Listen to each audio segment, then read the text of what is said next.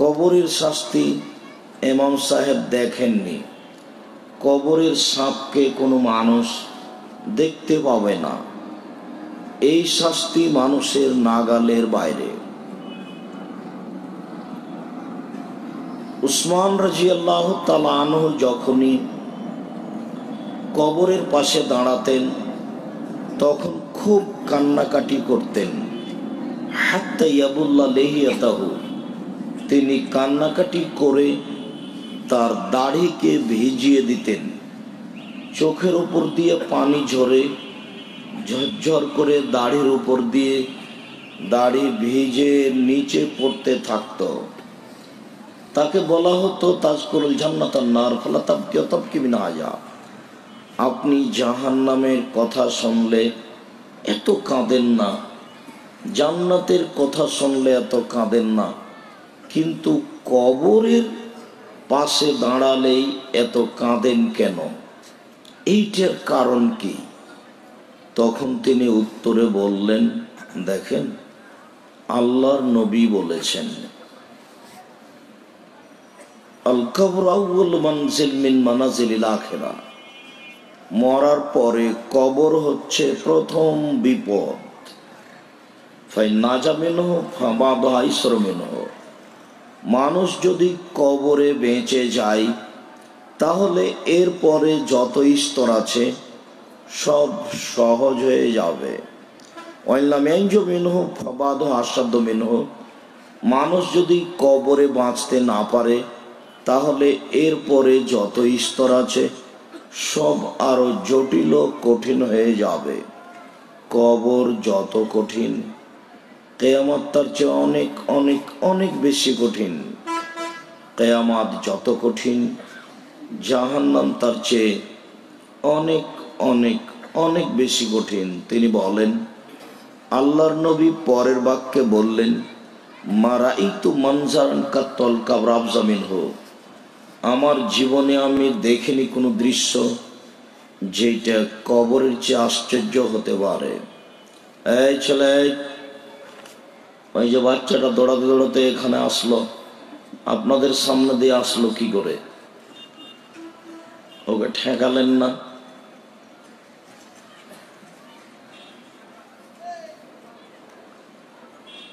আপনি কোনো স্বাভাবিক কিছু মনে করবেন না। এমনিতেই আমি খুব কষ্ট করে এসেছি, দয়া করে আপনি আমাকে আপনার কোনো কাজ দেখাবেন না। আপনার আমি কোনো কাজ দেখতে চাই না, কোনোদিনই দেখিনি, আজও দেখব না। এই মুহূর্তে আপনার সব কাজকে আমি ঘৃণা করি। আপনার লেনদেন, ক্রয় বিক্রয়, কথাবার্তা, গল্প, কোনোটাই আমি এখন পছন্দ করি না, সব ঘৃণা করি আমি। আপনি কেন করছেন, কেন দাঁড়িয়ে আছেন, আপনি কেন দোকানে বসে আছেন এখন, তা আমার বুঝের বাইরে। আপনি কি নিজেকে আসলে মানুষ মনে করেন না, না কি? যদি মানুষ মনে করেন তাহলে সামনে আসেন। আমি তো আপনাকে বলেছি, আপনার আমি কিছু না কিছু উপকার করবই করব ইনশাল্লাহ। আপনি তো মুসলমান, হিন্দু হলে আমি তার উপকার করব কিছু। আল্লাহে আল্লাহর কসম, আল্লাহে আল্লাহর কসম, আল্লাহে আল্লাহর কসম, আমি আব্দুর রাজ্জাক বিন ইউসুফ 90 সাল থেকে নিয়ে এখন পর্যন্ত কোনোদিন অপ্রয়োজনীয় বাক্য বলিনি। আল্লাহর কসম, 90 সাল থেকে নিয়ে এখন পর্যন্ত আমি কোনোদিন কিস্সা কাহিনী বলিনি। আল্লাহর কসম, 90 সাল থেকে নিয়ে এখন পর্যন্ত আমি কোনোদিন কোনো মাযহাবের, কোনো দলের, কোনো ব্যক্তির নিন্দা করিনি।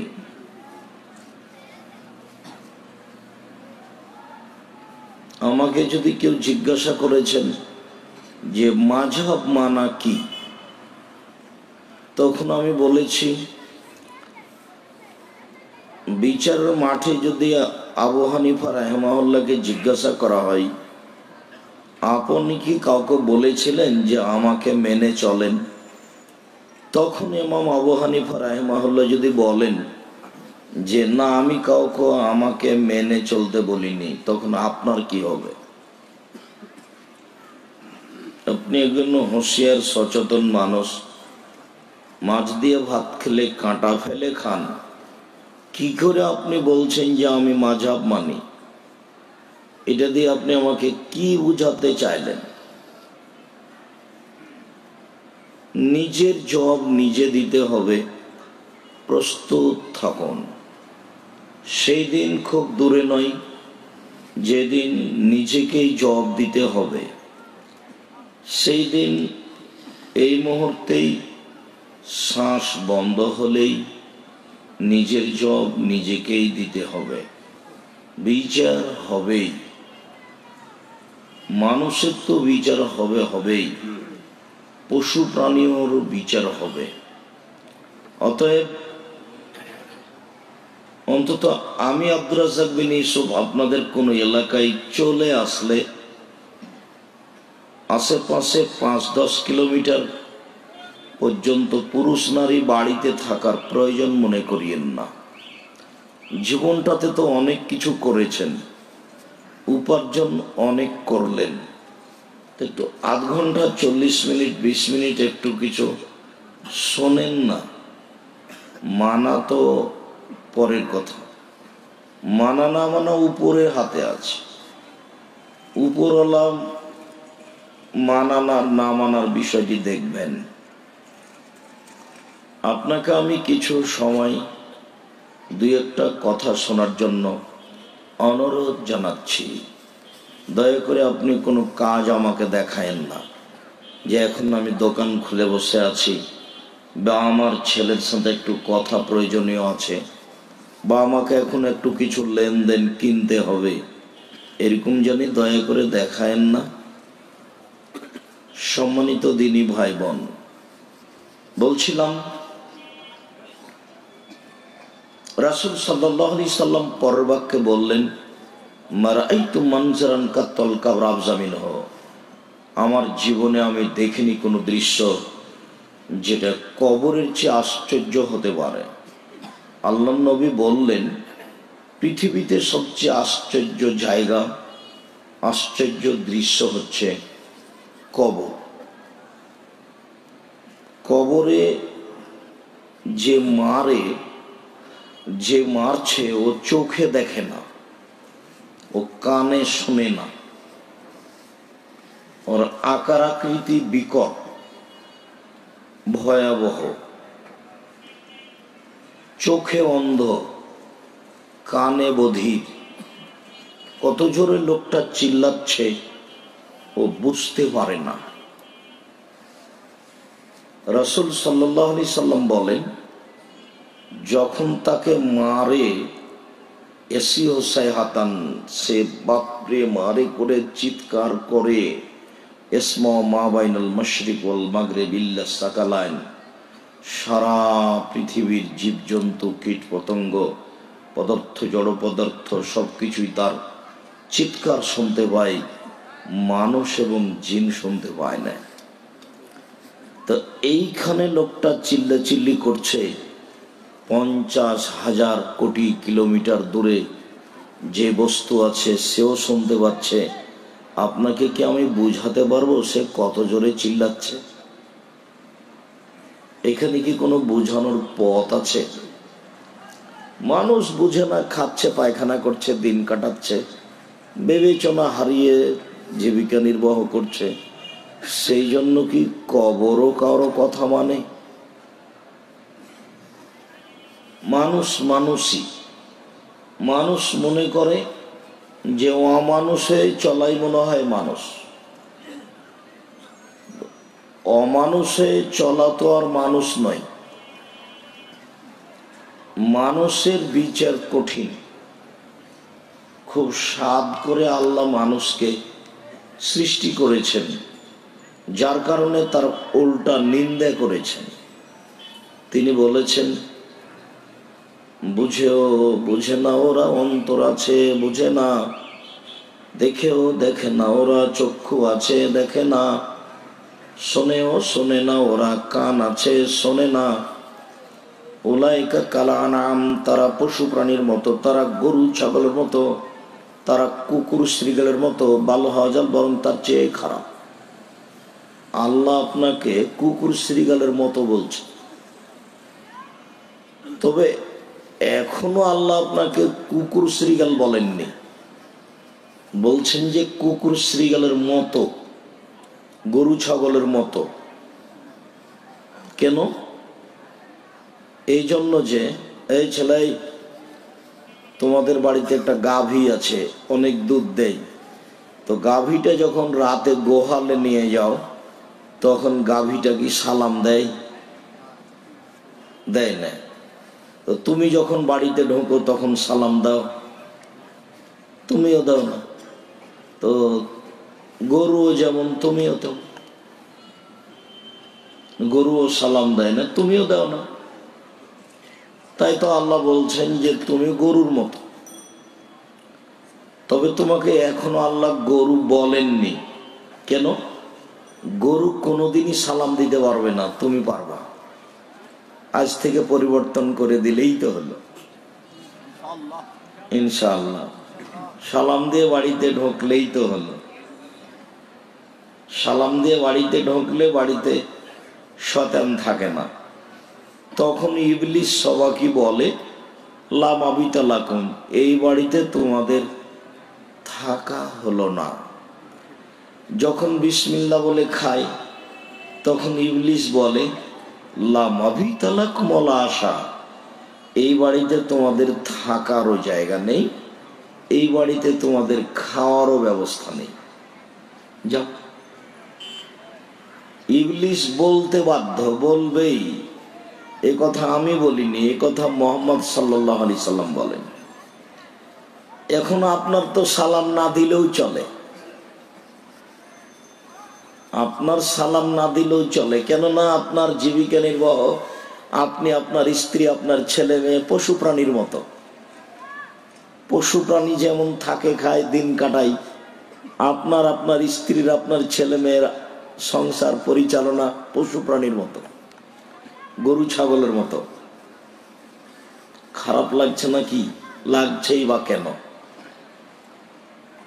আবু হুরায়রা রাদিয়াল্লাহু তাআলা আনহু বলেন, রাসূল সাল্লাল্লাহু আলাইহি সাল্লাম বলেছেন, মান ওয়ালাদালাহু ওয়ালাদুন ফাল ইহসান ইসমাহু ওয়া আদাবাহু, কারো যদি ছেলে মেয়ে জন্ম নেই, তাহলে সেই জন্য সুন্দর নাম রাখে আর সুন্দর শিষ্টাচার শিখিয়ে দেয়।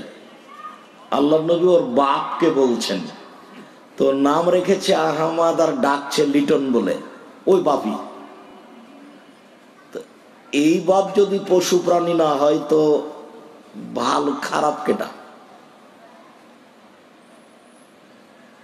ওর নাম রাখা আছে আহমদ, কিন্তু বাপ বেটা বলছে এটা ডাক নাম, লিটন ডাক নাম।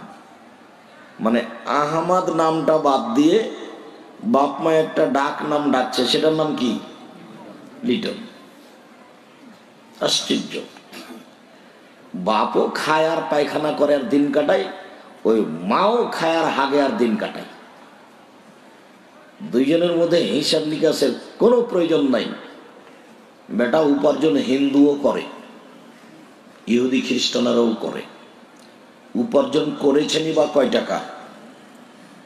সবাই মিলে ভিক্ষা চাচ্ছেন, একটা ঈদের মাঠ করবেন, সেই জন্য কয় টাকা ইনকাম করেছে? কয় টাকারই বা মালিক?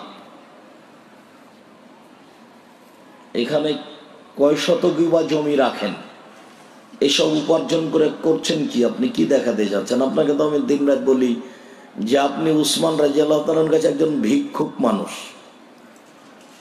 উসমানের বাড়ি গেলে আপনাকে ভিক্ষে দিবে।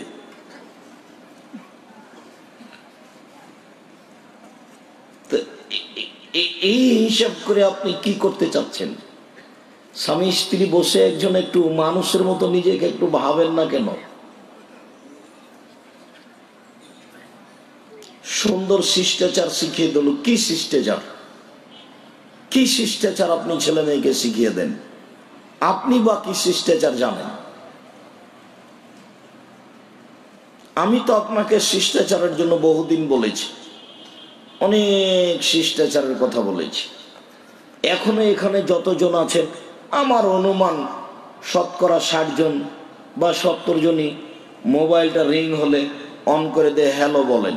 আমি তো শতদিন বলেছি হ্যালো বলে কুকুরকে ডাকে, কই আমরা তো হ্যালো বলে ডাকি না, বলে আসসালামু আলাইকুম।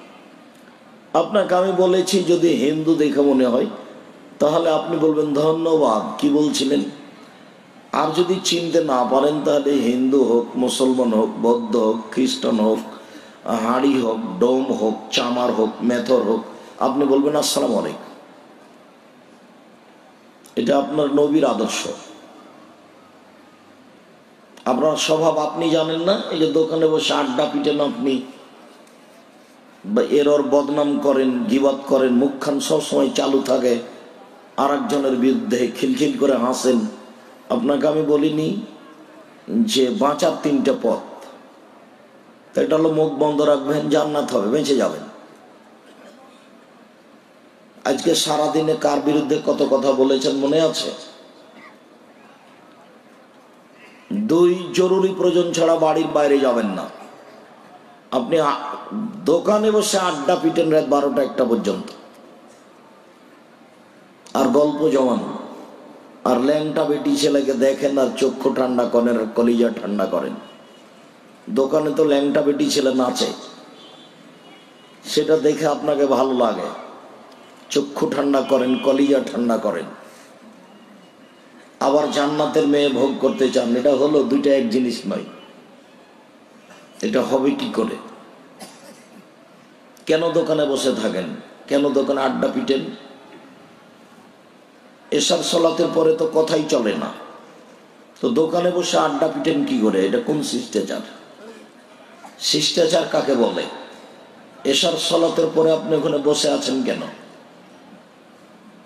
এই 2 টাকায় ইনকাম করতে শিখেছেন, সেই জন্য রাত 2টায় ঘুমাতে হবে আর সকাল 8টায় উঠতে হবে ঘুম থেকে? এটা হলো? কয় টাকা ইনকাম করেন আপনি যে অভ্যাস হয়ে গেল যে রাত 2টায় ঘুমাচ্ছেন আর সকাল 8টায় উঠছেন? এটা শিষ্টাচার হলো? এটা মানুষ, এটা গরু ছাগল পশু প্রাণীর মতো। দেখি কোন মায়ের বেটা জন্ম নিয়েছে বলতে পারে এটা মানুষের আচরণ। গল্প করে রাত 2টাতে ঘুমাবে, তখনও সে ভালো মানুষ, তার শিষ্টাচার ভালো। দেখি কে বলে? জি না। আপনাকে আমি মিঠা করে কোনোদিনই কথা বলিনি, আজও আপনাকে বলতে আসিনি, আপনি মনে রাখবেন। আল্লাহর নবী বলছেন শিষ্টাচার শিখিয়ে দিল ছেলে মেয়েকে। ফাইজা বালাগা, ছেলে মেয়ে যখন বড় হয়ে যাবে, ফলিজব্বিজহ, বিবাহ দিয়ে দিল। ফাইজা বালাগা, ছেলে মেয়ে যদি বড় হয়ে যায়, অলামিজব্বিজহ, যদি বাপে বিবাহ না দেয়, ফাইনা সাবা ইসমাল, ও যদি কোনো পাপ করে, ফাইনামা ইসমাল আবিহে, সে পাপ তার বাপের।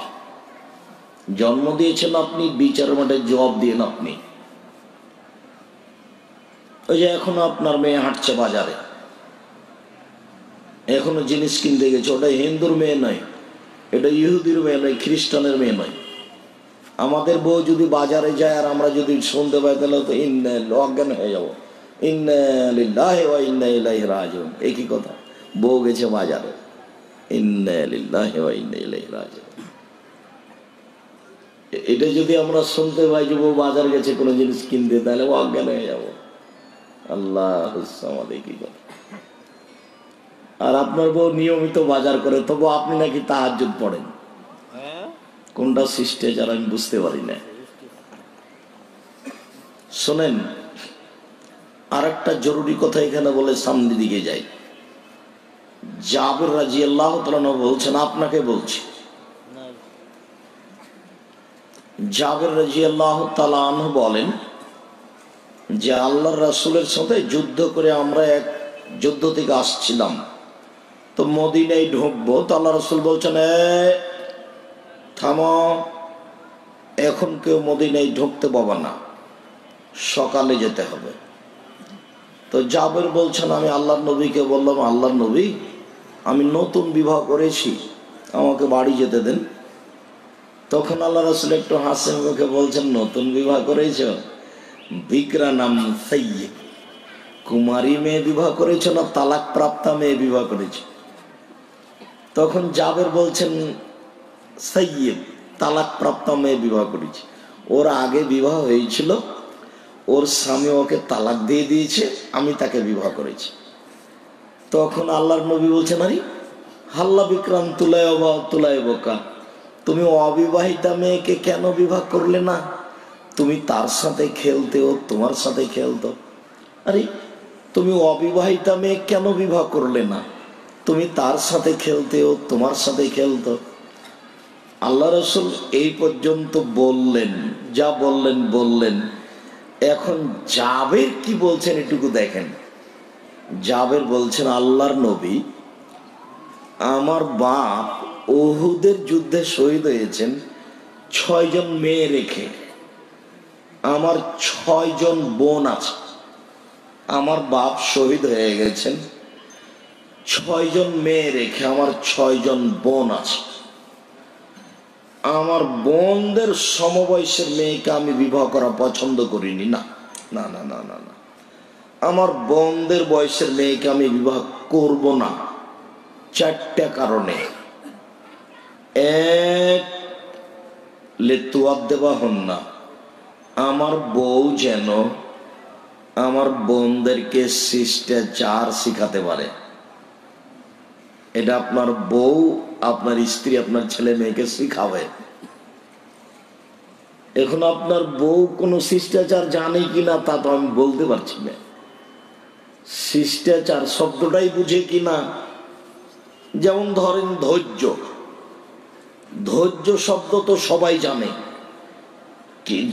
তো ধৈর্য কি কেউ ধরে দেখেছে যে কখন ধৈর্য ধারণ করা লাগে?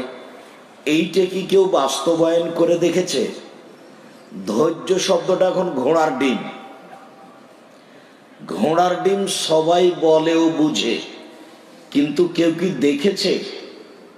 ঘোড়ার ডিম কি কেউ দেখেছে? তো বলেও বুঝে। তো ধৈর্য শব্দটাও মানুষ বলেও বুঝে, কিন্তু ধৈর্য ধারণ করে দেখেছে কোনোদিন, এইটা তো জানে না। কোথায় ধৈর্য শব্দটা ব্যবহার করবে? ওর জীবনে কোন জায়গাতে ধৈর্য ব্যবহার করবে? ও মারামারি করে যখন পারেনি তখন বলেছে ধৈর্য ধারণ করি, তো ওটা তো ধৈর্য হয়নি।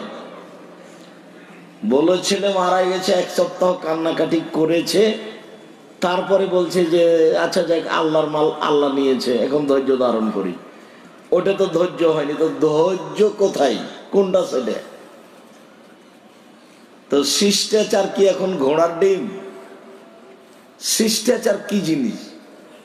আল্লাহর নবী, আমি আমার বোনদের বয়সের মেয়েকে বিবাহ করতে চাইনি। না না না না না না, আমার বোনদের বয়সের মেয়েকে বিবাহ করব না।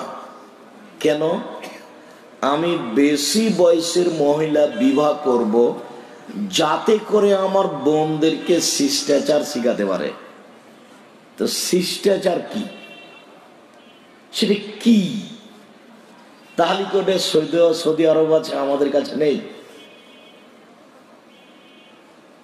2, বলে তুয়াল্লিমা হন না, আমার বউ যেন আমার বোনদেরকে বিদ্যা শিখিয়ে দিতে পারে। 3, বলে তুরাজ্জেলা হন না, আমার বউ যেন আমার বোনদের মাথার চুল চিরুনি করে দিতে পারে। 4, বলে তাকুমা আলাইহিন্না, আমার বউ যেন আমার বোনদের উপরে প্রস্তুত থাকতে পারে। আমার বউ আমার বোনদের উপরে পাহারাদার। আমার 6 জন বোন আছে, তো আমার বউ এখন আমার বোনদের পাহারাদার। আপনার স্ত্রী আপনার ছেলে মেয়ের জন্য পাহারাদার। ও কি পাহারা দেয় এখন আপনি বুঝেন কিনা, বউ বুঝে কিনা? আরে আপনার স্ত্রীর বাপ আপনার সাথে বিবাহ দিয়েছে, আপনার বউ আপনার কাছে এসেছে, তাই বাচ্চা হয়ে গেছে। ও কি জানে যে মা হলে কিছু করা লাগে? বা আপনি কি জানেন যে বাপ হলে কিছু করা লাগে? আচ্ছা, আব্দুর রাজাক সাহেব অনেক খাটো করলেন আজকে, দুই একটা বাপের বলেন না, আমরা একটু আজকে বুঝে যাই। মায়েরও দুই একটা বলেন। আচ্ছা ঠিক আছে, দুইটা তিনটা করে বলে সামনে চলে যাব। এক, বাপ। বাপ কি করতে পারে? এক, আল্লাহ রাসূল বলছেন আনফিক আলাইয়ালিক মিন তাওলিক, তুমি তোমার উপার্জিত সম্পদ তোমার ছেলে মেয়ে তোমার বউকে খাওয়াও। উপার্জন করে আপনি খাওয়াবেন ছেলে মেয়ে স্ত্রীকে, স্ত্রীকে উপার্জন করতে হবে এটা যেন তার মাথায় না আসে। ছেলে মেয়েকে উপার্জন করতে হবে এটা যেন মাথায় না আসে। তখন আমি বলেছি ছেলে মেয়েকে বাপের জমিদারি দিয়ে খাওয়ান। এইসব এলাকা একদিন বিরান ছিল, পানিতে ডুবা ছিল, কিছুই হতো না। এখন 1 কাঠা জমির দাম অনেক টাকা, কোটি টাকায় বিক্রি করে ছেলে মেয়েকে রাজকীয় হালাতে লালন পালন করেন।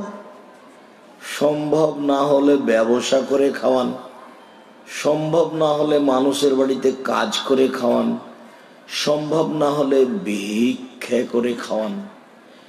ভিক্ষা আপনাকে করতে হবে, ছেলে মেয়ে নয়। ভিক্ষা আপনাকে করতে হবে, বউকে নয়। তার মানে ওদের উপার্জনের বিষয়টি ওদের হাতে নেই। আল্লাহ নবী বলছেন যে তুমি তোমার ছেলে মেয়েকে উপার্জন করে খাওয়াও।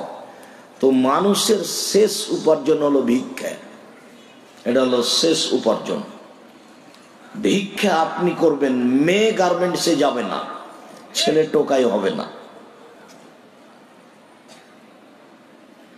তারপরের বাক্য বাপ হিসেবে কি করবে? ওলা তার আশা কা আদা বানবি না হালে, তোমার পরিবারের উপর থেকে শিষ্টাচারের লাঠি উঠিয়ে নিও না। আবার শিষ্টাচার শব্দটা ঘুরে আসলো। শিষ্টাচার কোনটা?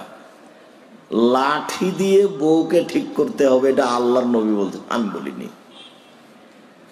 লাঠি দিয়ে ছেলে মেয়েকে ঠিক করতে হবে, এটা আল্লাহর নবী বলছেন, আমি বলিনি।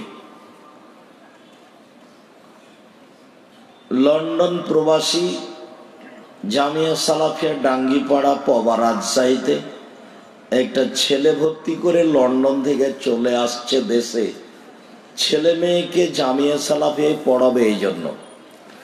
তো এখন আমি সাথে নিয়ে হাঁটছি ক্লাসের সামনে, তো একজন শিক্ষক লাঠি হাতে করে আছেন।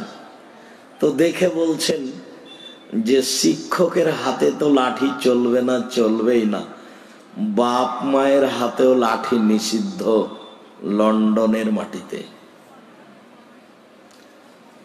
তো আমি বলছি আমি তো আর কিছু করতে পারি না, আল্লাহর নবী বলছেন যে লাঠি দিয়ে বউকে ঠিক করো। শুধু তাই বলেননি, বলছেন যে লাঠিটা ঝুলিয়ে রাখো, বউ যেন বুঝতে পারে যে 19-20 হলে লাঠি হবে। বউকে মারতে হবে না এই কথা আল্লাহ নবী বলছেন। আবার বলছেন যে বউকে লাঠি দিয়ে ঠিক করো। একটাই মুখ, পৃথিবীর সবচেয়ে দামি মানুষ, অত ভদ্র নম্র মানুষ কেউ পৃথিবীতে জন্ম নেয়নি। আল্লাহ বলছেন যে লাঠি দিয়ে বউকে ঠিক করো। এখনো আপনার বউ এখানে বসে আছে ছোট ব্লাউজ পরে, যার পেট পিট সবাই দেখতে পায়।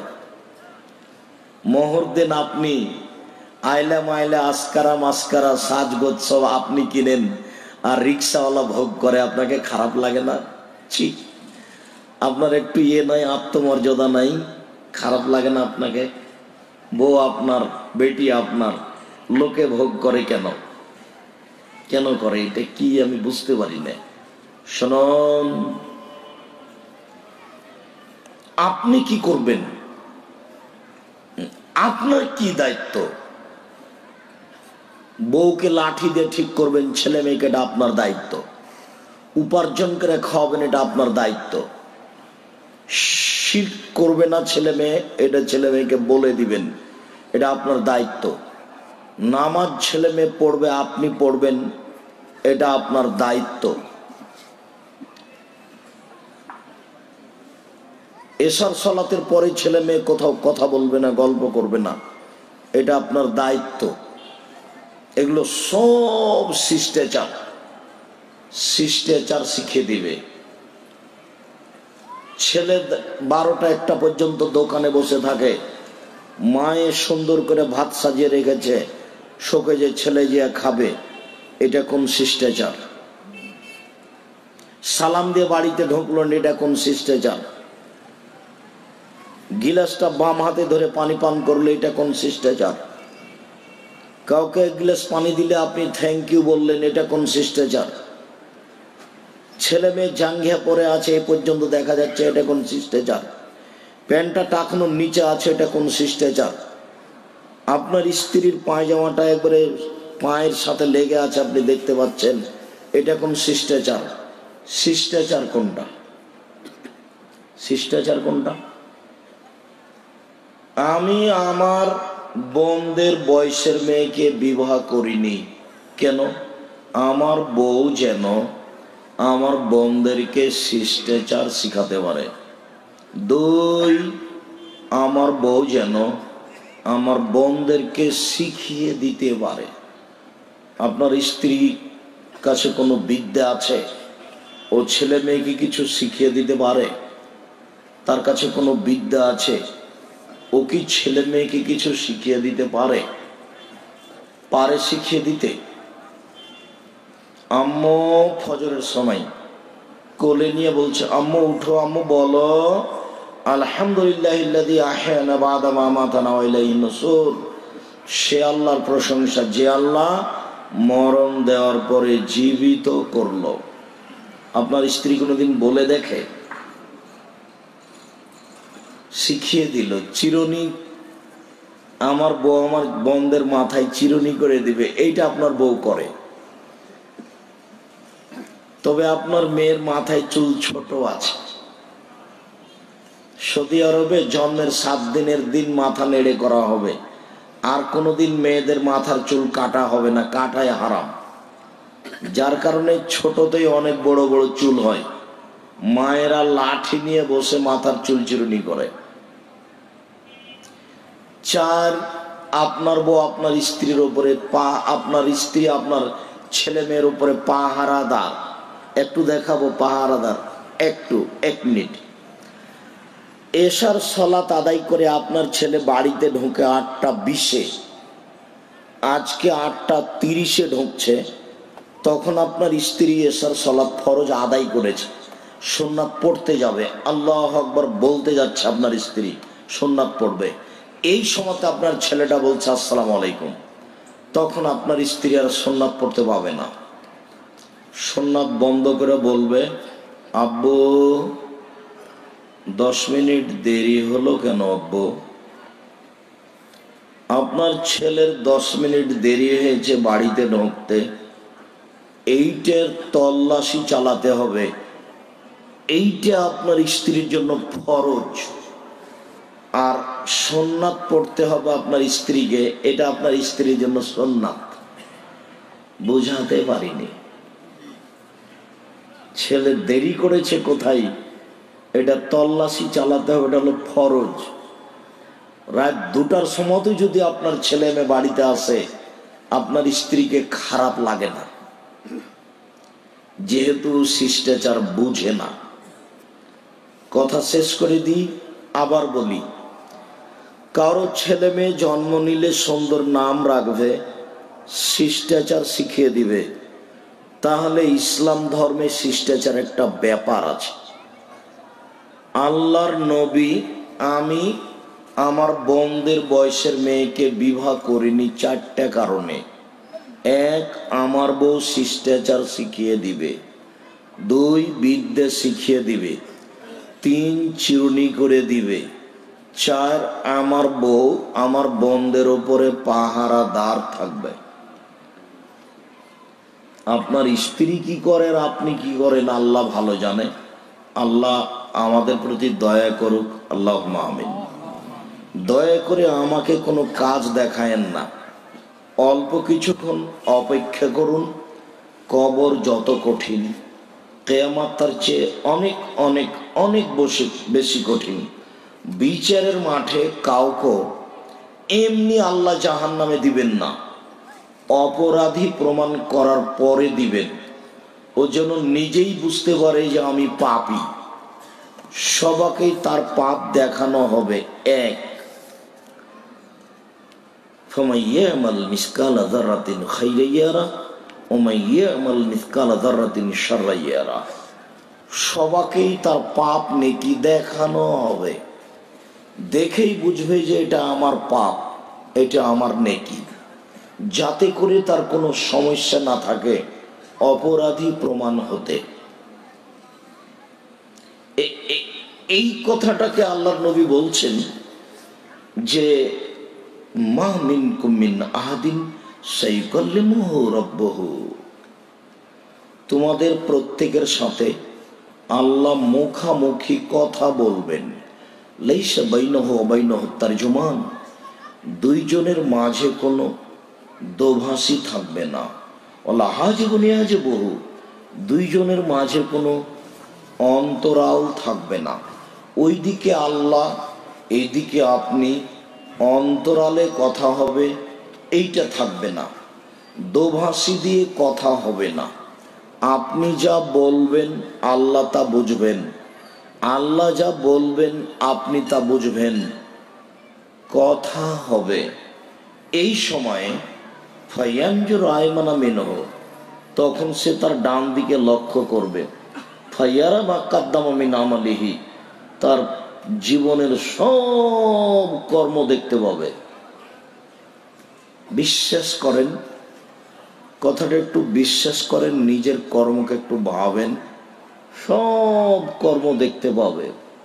ফায়ানজুর আসামা মিনহু, তারপরে বাম দিকে লক্ষ্য করবে। ফায়ারা মা কাদ্দামা মিন আমালিহি, জীবনের সব কর্ম দেখতে পাবে। তার মানে তাকে দেখিয়ে অপরাধী প্রমাণ করা হবে। সামনের দিকে দেখলে জাহান্নাম দেখতে পাবে। এই সময়ে 5টা জিজ্ঞাসা হবে। এক, আন উমরিহি, পুরো বয়সটা বুঝিয়ে দিতে হবে, 40-50 বছর, 100 বছর।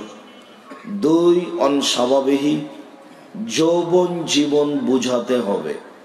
যৌবন জীবন পুরো বয়সের মধ্যে আছে, কিন্তু যৌবন জীবনে পাপ বেশি হয়, এই জন্য এটা ভিন্নভাবে বুঝাতে হবে। কেন বেশি হয়? এই সময়ে টাকা উপার্জন না করলে মাও ভালোবাসে না, কাজেই যেটাই হোক টাকা তাকে উপার্জন করাই লাগবে, শেষ পর্যন্ত ডেস্টিনিতে হলেও, বা কোনো ধর্মীয় লাইফ ইন্স্যুরেন্স হলেও ও টাকা ইনকাম করবেই। যৌবন জীবনে জেনা হয় বেশি। যেমন এখানে 2-1 এমনও মানুষ, যুবক আছে যার মোবাইলে 100 নারীর নাম্বার আছে, 100 জনের সাথে তার জেনার সম্পর্ক আছে, এখানেই বসে আছে, তার মোবাইলে শুধু খালি জেনারই গল্প হয়, তার জীবনটা জেনা দিয়ে ভরা, অবৈধ সম্পর্ক দিয়ে ভরা। আল্লাহর নবী বলছেন, আমার জীবনে বড় ভয়, আমার উম্মত জেনায় লিপ্ত হবে। আমার জীবনে বড় ভয়, আমার উম্মত গোপন পাপে লিপ্ত হবে, গোপন পাপ।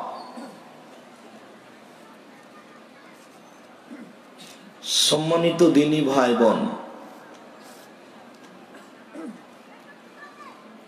সব কর্ম আপনি দেখতে পাবেন। যৌবন জীবন বুঝাতে হবে। 3, আইনা ইকতাসাবাহু ফিমা আনফাকাহু, টাকা কোথায় ইনকাম হয়েছে সেটাও বুঝাতে হবে, টাকা কোথায় ব্যয় হলো সেটাও বুঝাতে হবে।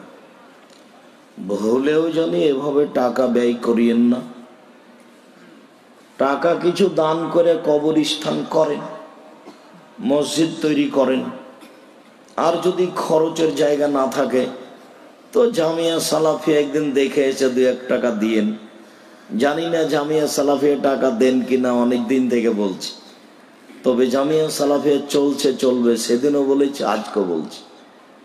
অযথা 10 টাকা এখানে না দিয়ে থেকে গেলেন এমনি, আর বুঝলেন যে জামিয়া সালাফিয়াকে ঠগিয়ে দিয়েছি, এটা মনে করবেন না। প্রতি মাসে এখন 17 লক্ষ টাকা বেতন লাগে।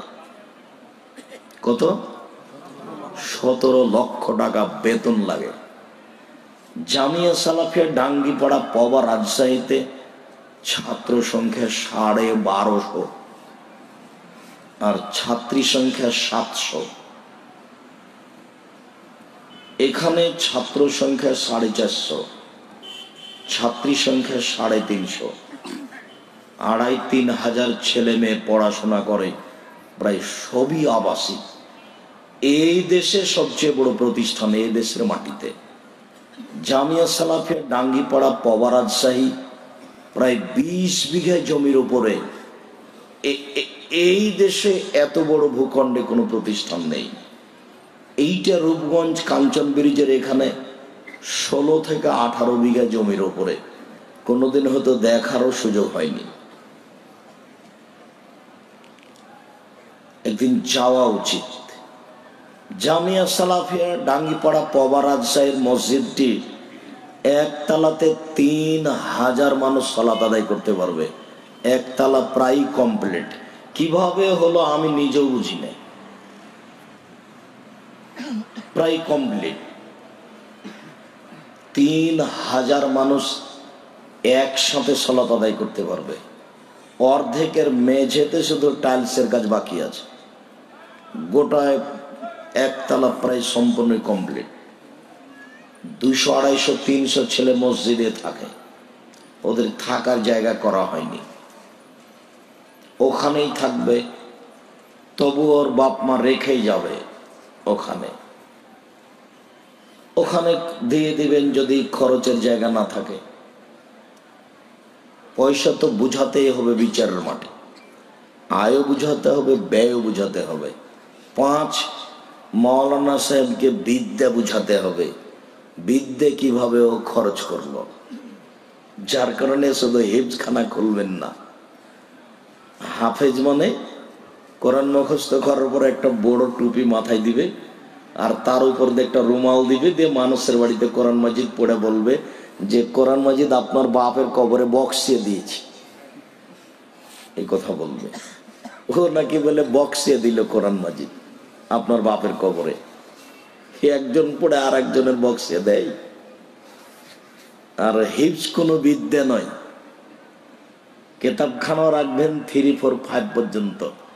হিফজখানা খুলে নিজে মনে করবেন না যে একটা প্রতিষ্ঠান খুলেছে, ওটা কোনো বিদ্যা নয়। বলিনি আপনাকে যে নওগাঁ থেকে যাচ্ছিলাম, মসজিদে ঢোকে সালাত আদায় করলাম ফজরে, তো মেহরাবের ডান দিকে লেখা আছে আল্লাহর, বাম দিকে লেখা আছে মোহাম্মদ। তা আমি বললাম হাফেজ সাহেব কেমন হয়েছে? তো ভালোই হয়েছে। তা বলে একটু অনুবাদ করেন তো কেমন লাগে। ডান দিক থেকে আল্লাহ হলেন মোহাম্মদ, বাম দিক থেকে মোহাম্মদ হলেন আল্লাহ, কেমন হয়েছে? ভালোই তো। মোহাম্মদটাকে উঠিয়ে দেন, দিয়ে ওখানে লিখেন আকবার, আল্লাহ আকবার। এবার ডান দিক থেকে অনুবাদ করেন আল্লাহ হলেন সবচেয়ে বড়। বাম দিক থেকে অনুবাদ করেন সবচেয়ে বড় হলেন আল্লাহ। ডান দিক থেকে অনুবাদ করেন আল্লাহ হলেন সবচেয়ে বড়। বাম দিক থেকে অনুবাদ করেন সবচেয়ে বড় হলেন আল্লাহ। কেমন হয়েছে? ভালোই তো। তার মানে তার অনুভূতি নেই যে কোনটা ভালো আর কোনটা মন্দ। ও হলো কোরআনের হাফেজ, ও ইমামতি করছে। আমি হিফজখানা খুলতে নিষেধ করিনি, তবে হিফজ কোনো বিদ্যা নয়। এইটার সাথে একটু কেতাবখানাও থাকতে হবে, ওইটা কিছু শিখতে হবে, শিখাতে হবে। প্রতিষ্ঠান খুলেন, পাড়াই পাড়াই খুলেন। ওরা পারে, আপনারা পারেন না। প্রতিষ্ঠান গড়েন, শত প্রতিষ্ঠান গড়েন। টাকা পয়সা কি করবেন? একটা প্রতিষ্ঠান গড়লে তো খরচের একটা পথ বের হলো যে 2 টাকা দিলে ওখানে দান করলেন। আপনাকে আমি বলিনি এবাদতের জগতে দানের চেয়ে শক্তিশালী কোনো এবাদত নেই। হজ নয়, সলাত নয়, সিয়াম রোজা নয়। যদিচ শতদিন শুনেছেন, আব্দুর রাজ্জাক সাহেব বলেছেন পৃথিবীতে সবচেয়ে দামি ইবাদত কি? সিয়াম। দামি ইবাদত সিয়াম। আল্লাহকে ডাকার সবচেয়ে বড় মাধ্যম কি? সালাত। এক ফোঁটা চোখের পানি দিয়ে সবচেয়ে বেশি সন্তুষ্ট করা যায় কাকে? আল্লাহকে। এরপরও এই কোন ইবাদত দানের কাছে কিছুই না। এক ফোঁটা চোখের পানি ফেলে বাপের কবরের শাস্তি বন্ধ হবে না। সিয়াম রেখে, রোজা রেখে কান্নাকাটি করে বাপের কবরের শাস্তি বন্ধ হবে না। হজ করে বন্ধ হবে না। বাপের নামে 5,000 টাকা দান করেন, কবরের শাস্তি বন্ধ হয়ে গেছে। ওর ক্ষমতাই ভিন্ন। এখন এখানে বারবার কি কেন যে বলাচ্ছেন, বলে দেন 5,000 টাকা অমুক দিয়েছে। যতক্ষণ পর্যন্ত না বলা হয়েছে ততক্ষণ পর্যন্ত আপনি শান্তি পাচ্ছেন না, তখন বিনিময় হবে জাহান্নাম। বলতে পারেন 3 শ্রেণীর মানুষদের জাহান্নাম উদ্বোধন করা হবে। তার এক শ্রেণী হলো দানশীল, আর এক শ্রেণী হলো মাওলানা মানুষ, হুজুর, আর এক শ্রেণীর মানুষ হলো শহীদ। এই 3 শ্রেণীর মানুষ দিয়ে জাহান্নাম উদ্বোধন করা হবে। লোক দেখানো কোনো কাজ করিয়েন না। কবরস্থানের সভাপতির কাছে 10,000 টাকা দিয়ে আসিয়েন, মেরে খেলে সভাপতি মারে খায়। আপনার প্রচারের প্রয়োজন নেই, নেকি পাবেন, সভাপতি জবাব দিবে, বিচার একদিন হবেই, দুশ্চিন্তা ভোগ করিয়েন না। মাওলানা সাহেবকে জবাব দিতে হবে। 2, আপনার হাতে খাতা দেওয়া হবে অপরাধী প্রমাণ করার জন্য, দিয়ে বলা হবে ইকরা কেতাবাক, পড়ো, নিজের কর্ম নিজেই পড়ো। আপনি পড়তে পারবেন, আরবিতে লেখা থাকবে, আরবি জানলেও পড়তে পারবেন, না জানলেও পড়তে পারবেন। তখন আপনি বলবেন মালি হাজাল কিতাব লাই গদর সগীরত আলা কবীরা, কি আশ্চর্য ধরনের বই, জীবনের ছোট কথা লেখা আছে, বড় কথা লেখা আছে, সব দেখে দেখে দেখে দেখে পাপ পড়ে পড়ে বলবেন যে আমি অপরাধী। 3,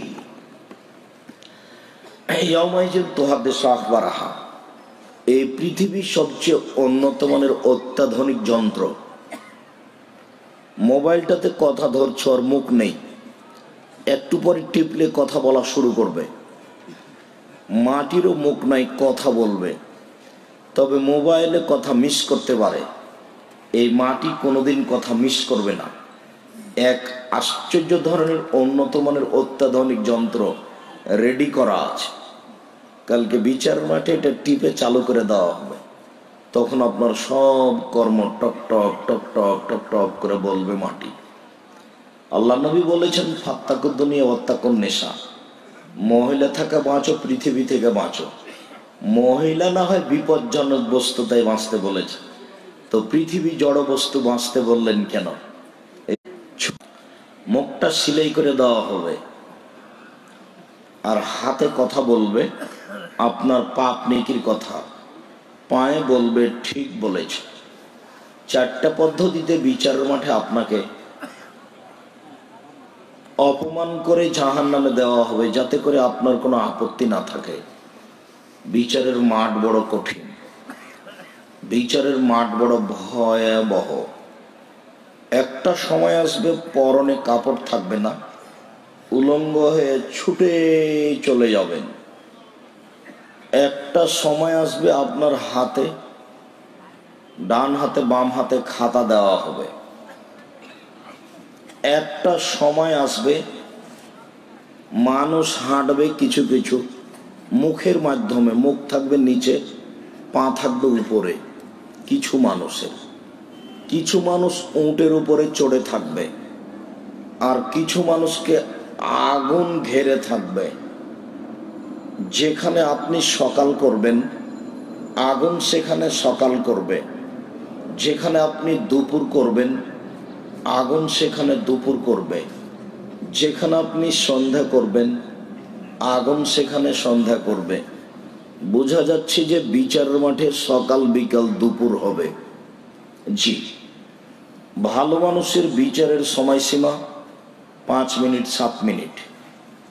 আপনি যদি ভালো মানুষ হন তাহলে আপনার বিচারের সময়সীমা 1 ওয়াক্ত নামাজের সমান। ধরেন মাগরিবের সালাত আদায় করতে 3 রাকাত সালাত কত টাইম লাগতে পারে? 5 মিনিট 7 মিনিট। এটা হলো ভালো মানুষের বিচারের সময়সীমা। আর একটু যদি লেট হয়ে যায় একদিন, তাহলে 50,000 বছর। যদি 3 দিন লেট হয় তাহলে 1.5 লক্ষ বছর লেট হবে। এটা শুনেছেন কিন্তু বুঝতে পারেননি। কতদিন বক্তব্য শুনলেন, রমজান মাসে শুনেছেন যে কেউ যদি যাকাত না দেয় তাহলে তার টাকাকে সাপ বানানো হবে, তার গলায় পেঁচিয়ে দেওয়া হবে, মুখের 2 দিকে ছবল মারবে। তো এটা তো বিচারের মাঠে। এটা কতদিন, কতক্ষণ? আমি বুঝাতে পারিনি, মনে হয় বুঝতে পারেননি। আবার বলি, আপনি যে ওসর দেননি, যাকাত দেননি, এটা আল্লাহ কি করবেন? বিচারের মাঠে সাপ বানাবেন, গলায় পেঁচিয়ে দেওয়া হবে, এ দংশন করবে। এটা কতক্ষণ? হাত্তা ইউকযাবানান নাস, যতক্ষণ পর্যন্ত মানুষের মাঝে বিচার না হবে ততক্ষণ এটা চলবে। কেন? জালেমের বিচার পরে হবে। আপনি জালেম কি করে? আপনি ফকিরের টাকা মেরে খেয়েছেন, এই জন্য। যাকাত ওসর কার টাকা? ফকিরের টাকা। আপনি বড় অপরাধী, এই জন্য বিচার আপনার দেরিতে হবে। রিক্সাওয়ালাকে একটা থাপ্পড় মেরেছেন, আপনার বিচারটা দেরিতে হবে। ঢাকার এই জমি, এক জমি 7 বার বিক্রি করেছেন দলীয় দাপটে, আপনার বিচার দেরিতে হবে। যারা সুদ খায় তারাও জালেম। কিভাবে? গরিব মানুষগুলোর উপরে জুলুম করেছে। আপনি বক্তব্যে শুনেছেন যে সুদ খায় তাকে রক্তের নদীতে ফেলে দিয়ে পাশ থেকে পাথর মেরে মুখটাকে ভেঙে চৌচির করা হবে। যতবার উঠতে চাইবে ততবার পাথর মারা হবে। এটা কতদিন? তার মানে এ জালেম, এর বিচার দেরিতে হবে। যে জালেম তার বিচার দেরিতে হবে। কতদিন দেরি আমি তা বলতে পারছি না। এই ছেলে, তুমি মানুষের দোকানে কাজ করো, বাড়ি যাওয়ার সময়তে দোকানটা বন্ধ করে একটা জামা নিয়ে চলে গেছো মালিকের। এটা আত্মসাৎ, এটা জুলুম। এইটা তোমার কাঁধে তুলে দেওয়া হবে, দিয়ে আল্লাহ বলবেন হাঁটো।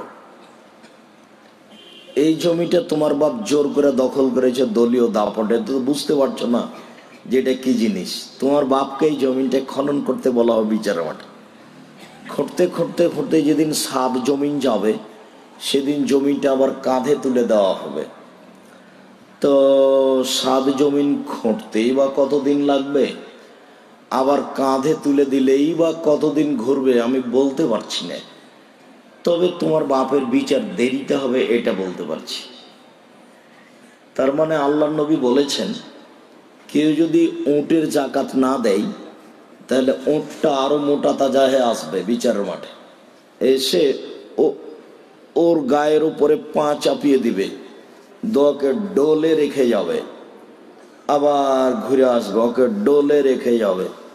কতদিন? যতদিন মানুষের মাঝে বিচার না হয়েছে। তো মানুষের মাঝে বিচার কতদিন চলবে? আল্লাহ ভালো জানে। একদিন সমান কতদিন? 50,000 বছর। বিচার যদি তাড়াতাড়ি হয়ে যায় মোটামুটি কয় মিনিট?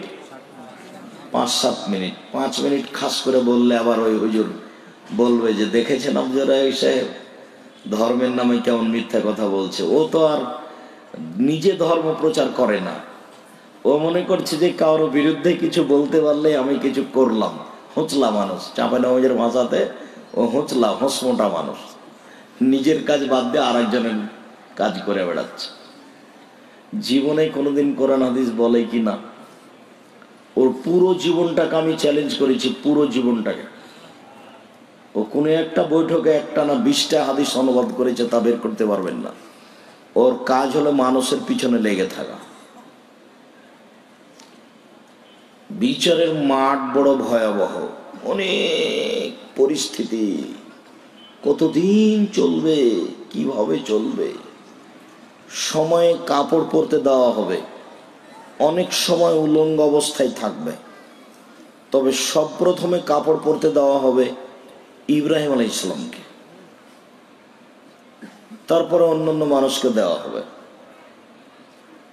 ছোট ছোট ছোট ছোট বাচ্চাগুলি আপনার পক্ষে কথা বলবে। বিচারের মাঠে আর একটা জিনিস, বিচারের মাঠে 4টে জিনিস আপনার পক্ষে কথা বলবে, 4টা 5টা। 1, কোরআন মাজিদ আপনার পক্ষে কথা বলবে, তবে বিপক্ষ বলতে পারে। 2, রমজান মাসের রোজা বা রোজা সিয়াম, বিচারের মাঠে রোজা সিয়াম আপনার পক্ষে কথা বলবে। 3, কালো পাথর হাজরে আসওয়াদ, হজ করতে টাকা যদি বৈধ হয়, উপার্জন করা টাকা দিয়ে হজ করিয়েন না, বাপের জমি বিক্রি করে যায়, ওটাই ভালো, ঠিক আছে। যদি হজ কবুল হয়ে যায় তাহলে কালো পাথর আপনার পক্ষে কথা বলবে। 4, আঙ্গুল, যে আঙ্গুলে তাসবি গণনা করছেন, তাসবি দানায় গুনবেন না, আঙ্গুল কথা বলবে বিচারের মাঠে আপনার পক্ষে। 5, ওইগুলি ছেলে মেয়ে, যেগুলি ছেলে মেয়ে যুবক হওয়ার আগে মারা গেছে। আপনার বাচ্চাটা যদি আপনার স্ত্রীর পেটে 4 মাসের পরে মারা যায়, পেটেই মারা গেছে, 6 মাস 8 মাস 10 মাসের হয়ে, তবু এই বাচ্চা বিচারের মাঠে কথা বলবে আপনার পক্ষে। তাহলে কয়টা হলো? 5টা। যার জন্য বলি যে ছেলে মেয়ে বেশি নেন। আপনারা কিন্তু 7-8 ভাই বোন, 2-3টে মারা গেছে, 5-7 জন আছেন। আর আপনাকে জিজ্ঞাসা করছি আপনার ছেলে মেয়ে কয়টা, তো বলছে 2টে। এইগুলো হবে না, ছেলে মেয়ে বেশি নেন, 2-4টা মারা গেলে এটা আপনার পক্ষে কথা বলবে। এটা খুব খুব সুবিধাজনক জিনিস। আপনাদের একটা গ্রামের ছেলে ঢাকা শহরের ভিতরে ঢুকেছে, তো ভ্যান নিয়ে চলে গেছে, ওকে পুলিশ ধরে পিটাচ্ছে। কেন? ওই ভুল ওই জায়গাতে নিয়ে চলে গেছে, সেই জন্য। তখন আপনাদের পাড়ার ওই বিত্তশালী লোকটা, কি রে আমাদের পাড়ার ছেলেটা, গাড়ি থেকে নেমে ওকে জিজ্ঞাসা করছো তুমি একে মারছো কেন? স্যার স্যার স্যার স্যার এই ভ্যান নিয়ে এনে একে চলে এসেছে, সেই জন্য। আর এটা তো আমার পাড়ার ছেলে গো। ও স্যার, আচ্ছা স্যার ভুল হয়েছে, ছেড়ে দিচ্ছে। এখন ছেলেটাকে জিজ্ঞাসা করেন তো, এ লোকটা ওর জন্য কত উপকারী। ও বুঝেছে বিপদ কি জিনিস, বুঝতে পারেননি, এখনো বুঝতে পারছে যে এ লোকটা আমাদের কত উপকারী।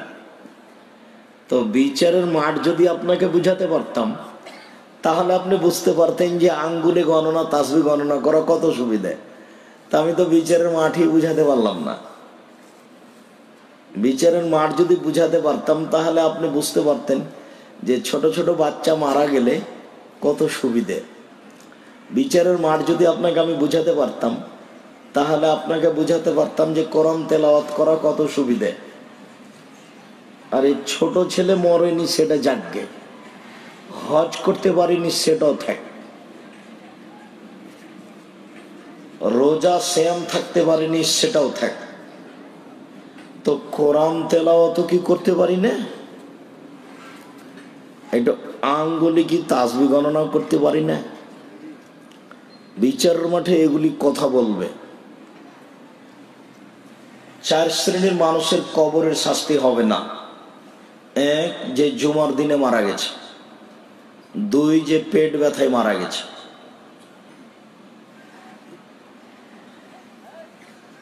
3, যে শহীদ হয়েছে। 3-4 শ্রেণীর মানুষের কবরের শাস্তি হবে না। জাহান্নাম খুব ভয়াবহ জায়গা, মনে কিছু নিয়েন না। কথা লম্বা না করে এইভাবেই আজকের মতো কথা শেষ করতে যাচ্ছি। আমি ইয়াসিনকে বলেছিলাম, ইয়াসিন আমি প্রোগ্রামে যাব না, কথা বলা আমি ভারী মনে করছি। তো এসেনের কথা ছিল ওস্তাজি একটু জনগণের সামনে সালাম দেওয়ার জন্য আসেন। তো আপনাদের সামনে আজকে লম্বা বক্তব্য দেওয়ার জন্য আসিনি, সালাম দিতে এসেছি। মর্মে আপনার সাথে আমার তিনটা ওসিয়ত আর তিনটা উপদেশ। ওসিয়ত তিনটা হলো এই, জীবনে একটা কাজের সাথে কোনোদিন আপোষ করিয়েন না, ওর সাথে থাকবে না আপোষহীন। সেটা হলো নামাজ, সালাত। কোনোদিন বলিয়েন না যে একটু পরে পড়ব, কোনোদিন বলিয়েন না যে কাল থেকে পড়ব। কেন? একটা আশ্চর্য ইবাদত এইটা, সব নেকিগুলি এর উপরে নির্ভর করে। আল্লাহ নবী বলছেন যে শোনো শোনো শোনো শোনো, এই লোকটা জান্নাতে চলে গেছে। কেন? রাস্তায় একটা গাছ পড়েছিল, কেটে সরিয়ে দিয়েছে এই জন্য। তা আপনার বাড়ির সামনে একটা বৃষ্টির দিনে গর্ত হয়ে গেছে, তো রিক্সাটা এসে ধাক্কা খাই, রিক্সাটা অনেক সময় পড়ে যায়, অনেক সময় প্যাসেঞ্জারও কি হয়, পড়ে যায়। তখন আপনি লেবার দিয়ে এঁট দিয়ে সে জায়গাটা কি করে দিয়েছেন, ঠিক করে দিয়েছেন, বিনিময় জান্নাত। প্রমাণ বুখারী মুসলিমের হাদিস। আপনার বাড়ির সামনে একটা কুকুর মরে পড়েছিল, গন্ধ করছে, তা আপনি কুকুরটা সরিয়ে দিয়ে বাইরে পুঁতে দিয়েছেন, বিনিময় কি? জান্নাত। প্রমাণ বুখারী মুসলিম। সেটা কি? ওই যে লোকটা জান্নাতে চলে গেছে। কেন? ও কেন জান্নাতে গেল? রাস্তায় একটা কি পড়েছিল, গাছ পড়েছিল, ওই লোকটা কি করেছে, কেটে গাছটা সরিয়ে দিয়েছে। এখন মানুষের যাতায়াতে কি হচ্ছে, সুবিধা হচ্ছে। এইটুকুর বিনিময়ে জান্নাত, বুখারী মুসলিম। তো ওইটুকু দিয়ে যদি ও জান্নাত পেতে পারে, তো কুকুরটা মরে গন্ধ করছে, কেউ রাস্তায় হাঁটতে পারে না, এইটা আমি সরিয়ে পুঁতে দিলে জান্নাত পাবো না?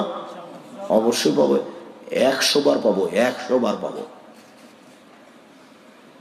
রাস্তাতে আমার বাড়ির সামনে গর্ত হয়ে গেছে, বৃষ্টির দিন, রিক্সা ধাক্কা খাচ্ছে, পড়ে যাচ্ছে, ওইখানে আমি লেবার দিয়ে ইট দিয়ে ওইটা ঠিক করে দিয়েছি, আমি 100 বার জান্নাত পাবো, আমি পাবো ইনশাল্লাহ।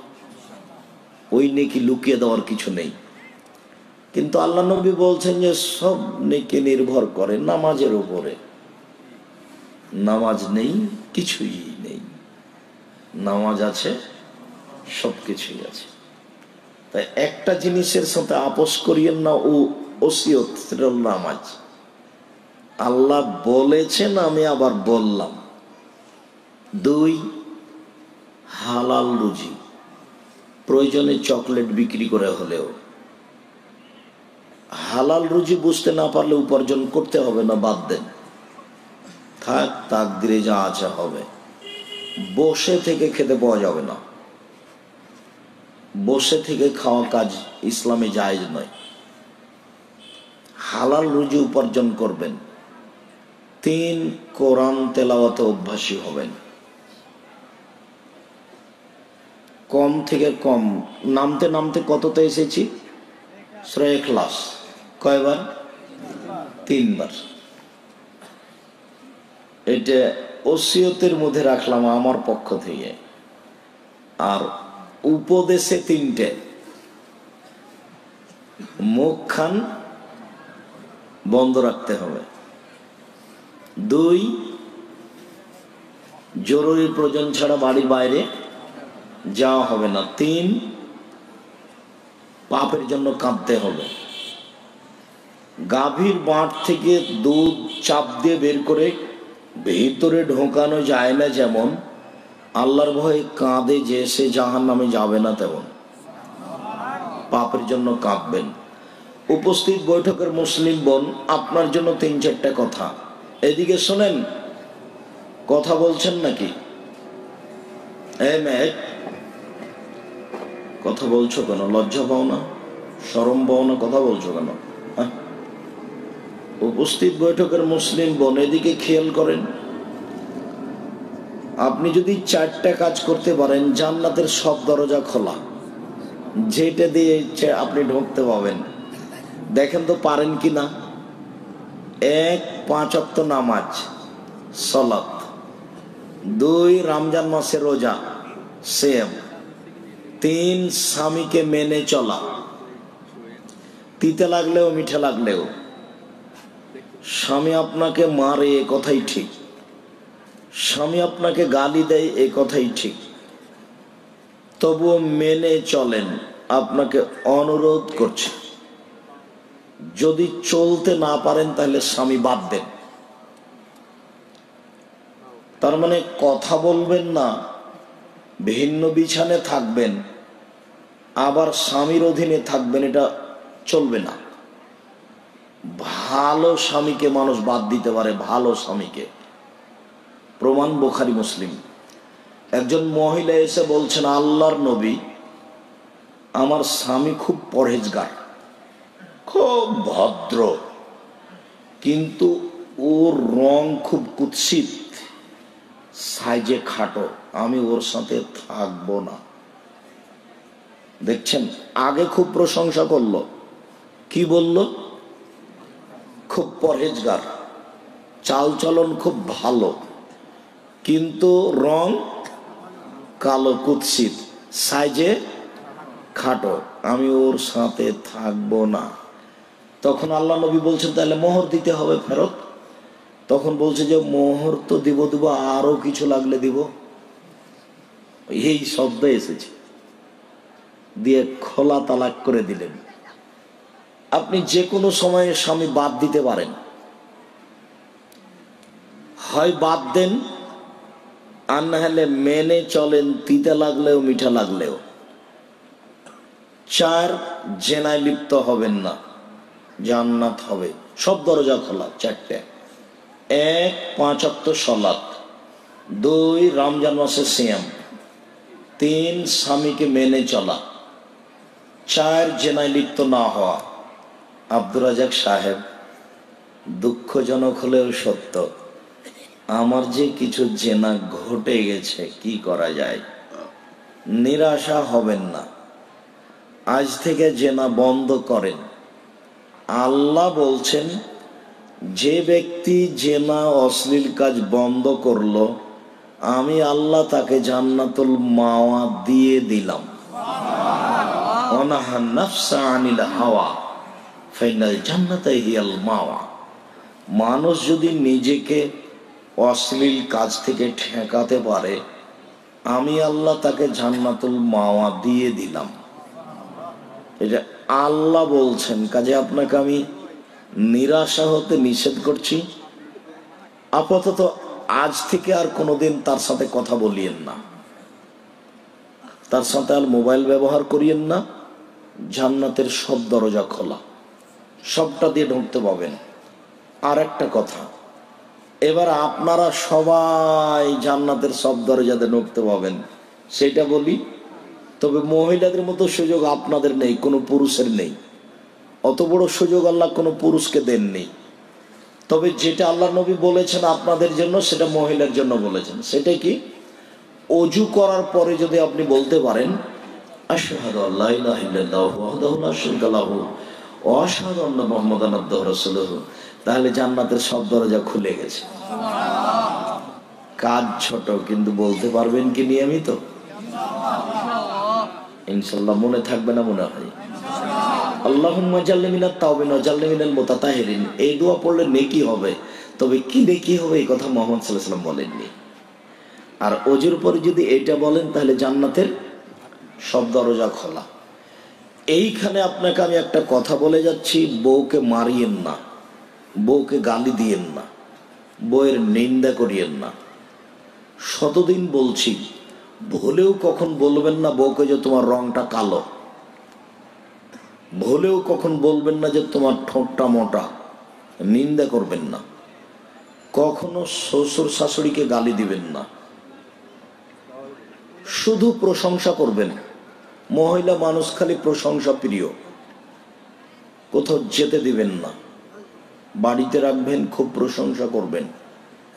দিন রাত আপনার সেবা করে দিতে রাজি আছে, সারা রাত পাটিবে দিবে। প্রশংসা করেন, কোনো সমস্যা নেই। নিন্দা করলে সব যাবে। একবার যদি নিন্দা করেন যে তোমার ঠোঁটটা মোটা, তাহলে এখন এক গিলাস পানি চাইলে এভাবে সামনে থ্যাকস করে রেখে ওইদিকে চলে যাও, খবরদার নয়।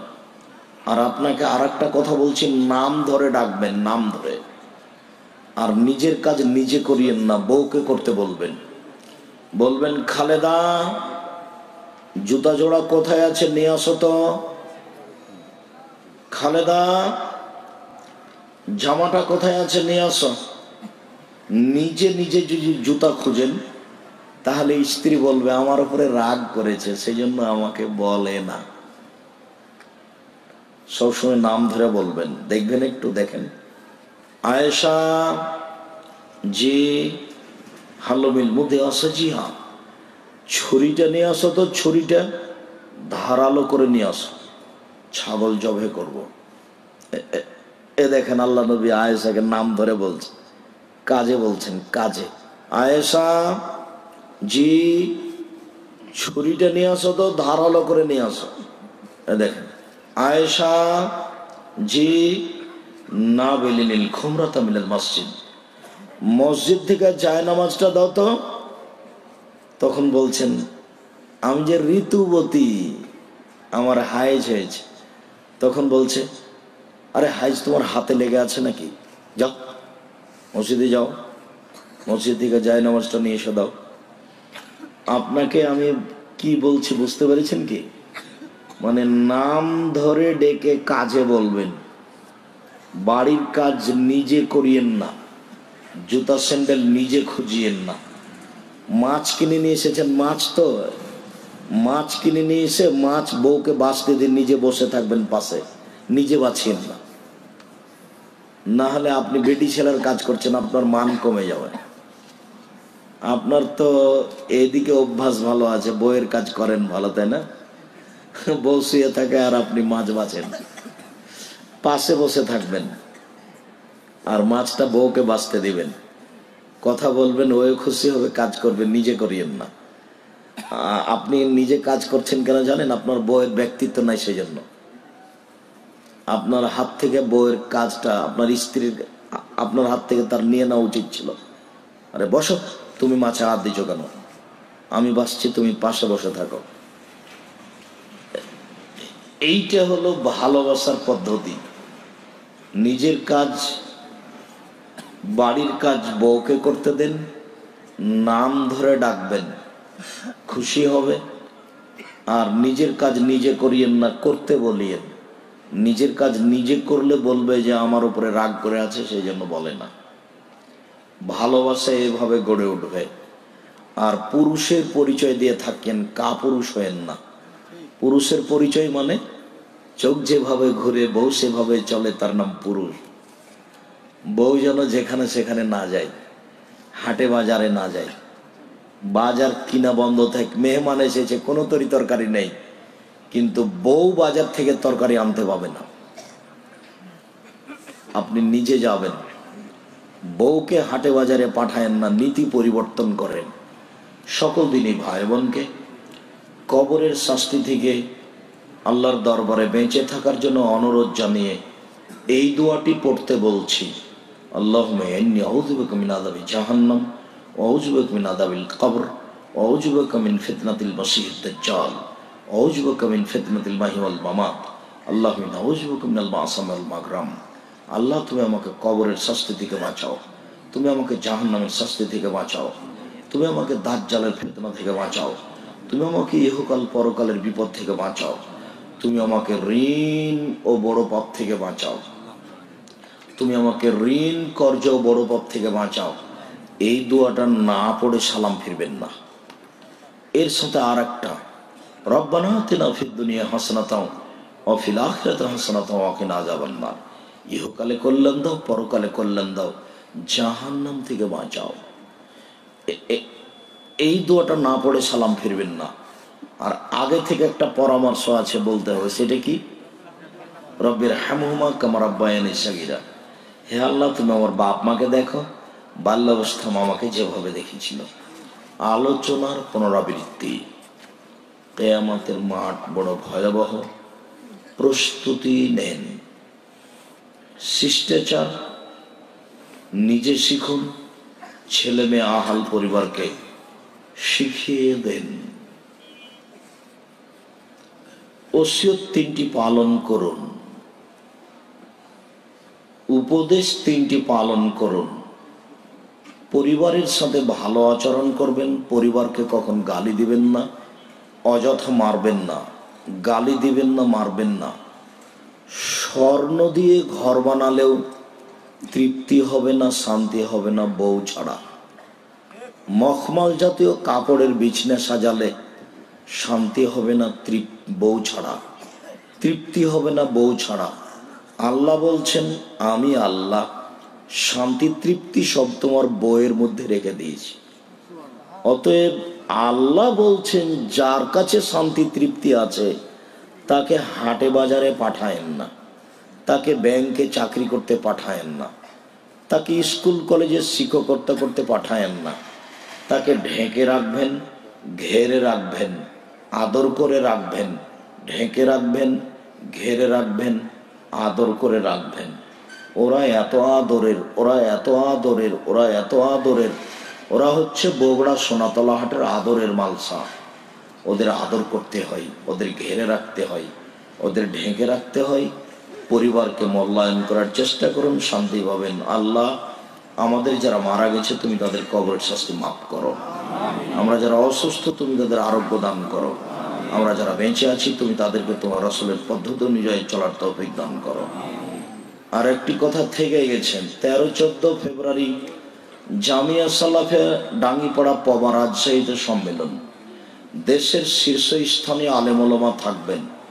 একটু রাজশাহী সাদ করে দেখে আসেন, দেখলে মনটা খুশি হবে। সবাইকে 13-14 ফেব্রুয়ারি বৃহস্পতিবার শুক্রবার রাজশাহী যাওয়ার জন্য অনুরোধ করলাম। আর 5-6 মার্চ এইখানে রূপগঞ্জ, নারায়ণগঞ্জ, ঢাকা, কাঞ্চন ব্রিজ। 5-6 মার্চ, 13-14 ফেব্রুয়ারি রাজশাহী যাওয়ার জন্য অনুরোধ রইল। আল্লাহ আমাদের